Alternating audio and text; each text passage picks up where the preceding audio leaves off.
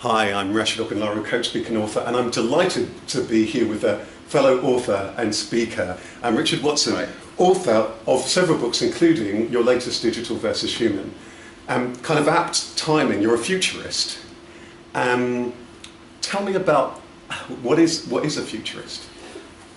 It's a very good question. I guess somebody that thinks about, or you can't really study the future because it doesn't exist, but certainly thinks about the future. I mean, I sort of read quite extensively, talk to lots of different people, as many as possible, and write my thoughts about what I think is going to happen. And it's not so much about prediction as such, but it's about provocation. I'm trying to get people to fundamentally to think about what they're doing right now. There's a bit of soul searching, which most of the time people don't have the time to do because they're in emergency mode, reacting to the next quarterly set of figures, putting out fires.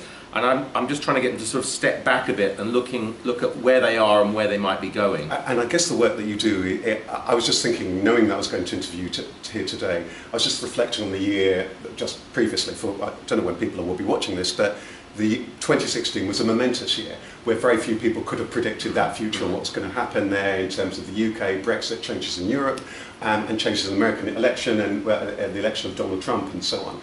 So are you also very aware of that? And also in terms of technology, I'm curious about the title here, technology is moving very, very fast. Lots of things are happening whereby even pundits are really struggling to call even things that they could have easily predicted before, things like elections. So this is really interesting timing. It's really ripe timing. Are people more curious about what you're doing now almost than ever before? It's a bit of a bell curve. They were extraordinarily curious, and it seems to have fallen off recently. And it might be that it's a fashion thing, it's a cycle, and it's sort of peaked and it's come down. I think it's more likely though that there's so much going on and it's happening so quick, yes, that it's very difficult for people to sort of process that. And I mean, this fundamentally to me is all of the stuff that's happening is being caused by technology. Globalization is in large part caused by technology. The connectivity so that news travels all over the world in a split second. And we're struggling to sort of react to that. And we have, I mean, there's an American term called VUCA, which was invented in 1989 after the Berlin Wall came down, which is volatility, uncertainty, complexity, ambiguity. That's where we are right now. And it's, you just don't know where to look because every minute something's happening. But the problem is people aren't thinking. So I was in a workshop the morning that the Brexit vote was announced, and it was for a bank based in the southeast of England, and they were all in complete shock, and the workshop was useless because they were in complete shock. They were walking around like zombies, and I was saying to them, I'm shocked that you're shocked. Yes. What, you didn't seriously think this was a possibility? There were always two possibilities here, and you completely ignored one because of this bubble you live in the southeast of England with people like yourselves.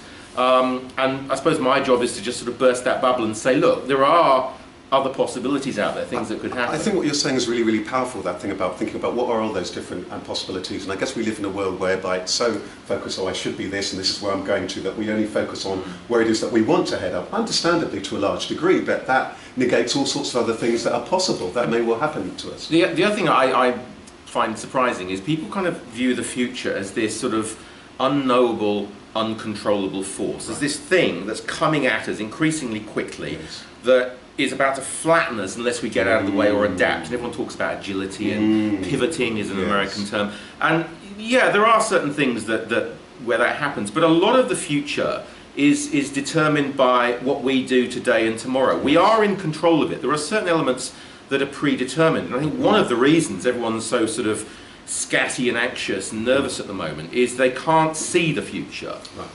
In the past, we had a view of where we were going. Now, with hindsight, that was so wrong. Because what we've done is just extend the prosperity and the situation from about 2007-8 forwards, and then something weird happened. But at least we had a view, and from that view we could construct a sort of a narrative and make sense of things.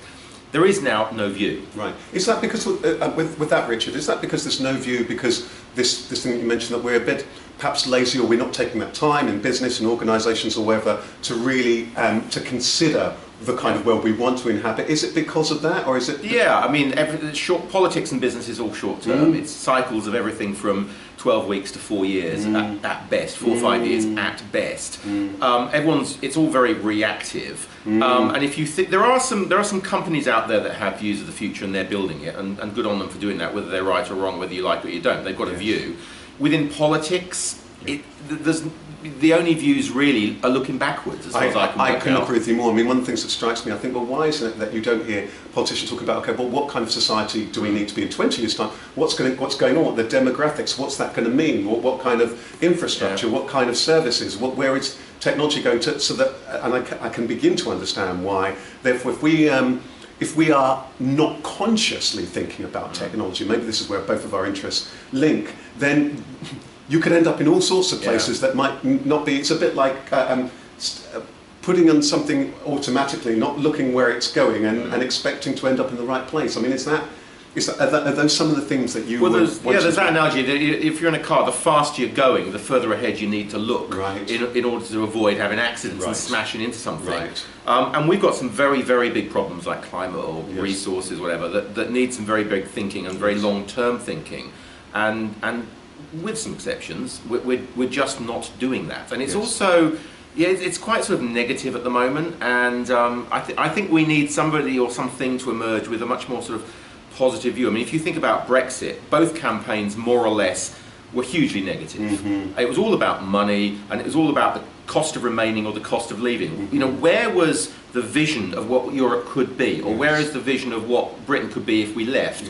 They didn't really exist, or if they did, they weren't articulated very well. I mean, I think that's so powerful. I mean, you've now, and mindful, we're just about to run out of talk here, but I want to say a little bit about your book, because I'm fascinated by this. To me, I'm really looking forward to reading this, by the way, Digital versus Human. I mean, how timely is that? Because for me, very often, and I think we're having a little bit of a chat around coffee about, you know, that you said a profound phrase which I can't actually recall now, but it's almost as though that we've almost forgotten about that the human side of relationships, of connectivity, of business, of the customers that we're there to serve, and it's almost as though the technology is in charge of what we can do. The technology is to some extent removing our humanity. You know, we fall in love with our machines more than each other, and we need. And you've got people like Martha Lane Fox saying that we should put the internet at the heart of everything, and I see where she's coming from, but I fundamentally disagree. You know, we need to put humans at the heart of everything, and when it comes to, and this is a book about, you know, automation, artificial intelligence, machine learning, you know, the internet, screens,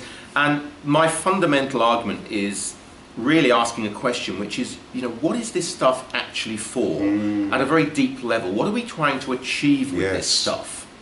And the future really, you know, it's not digital versus human. The future has to be digital and human, and we have to work out what we're both good at and work together.